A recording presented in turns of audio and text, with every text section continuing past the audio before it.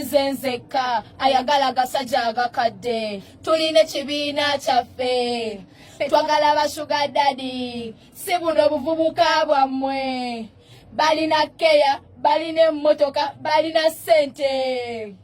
twambala bushabada ne tetega batata bammwe kubana baffe babeetega balina sente entone nnyo bakuwa mitwalo 10 tulina ekibiina kyaffe twagala bashuga dadi tulina ekibiina kyaffe omuli Emi Bureda ne Aisha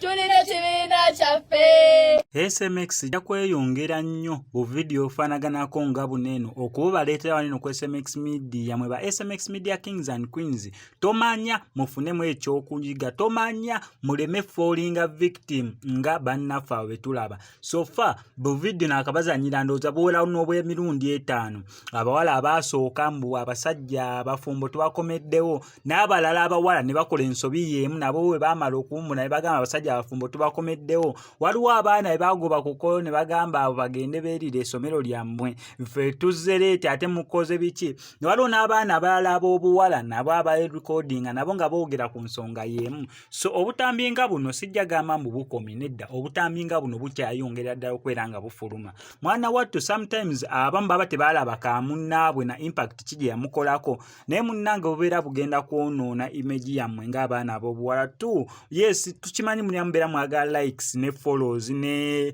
just content wa TikTok naye ate ne mabega after content wa TikTok omuntu amanyi taatawo n'alaba aka video kane n'agamba ha muwala wa gundi si yono iye yono be bali ababeera mu kikomera kyawali golooza taatawo abeera awulira atya maama we abeera awulira atya kale bayinza obbeera bonga tebalinaako buzibu kubanga g'amazima abawala abasinga okwekola obuntuntu ku TikTok gwe n'olabanga ekiswaza oba omuvubuka n'alaba gwe n'omulabanga ekiswaza mwana wattu bamaama baabwe n'abazadde baabwe balyoke nakyo ovuki nakyo kiri okay omwana yekwata ka video naga mami ndoza kanene okalabe mami naga tekaina buzibu omwana na postinga ne kati ate impact eri ku bantu abalala oba abaana abalala oba ba classmate oba abaana abalala aba following munange kibira kya maanyi neera we wabaawo omukisa ogw'okweddabulwano kwa SMX Media nze jasigala mbu baleetera bu video munange wansi mu comment section wadde mbo teekawo ky'osuubira nga ggwe ze SMX ye opinion yange nangenda kusaba kintu kimu ka subscribing onyigene ku notification bell eyo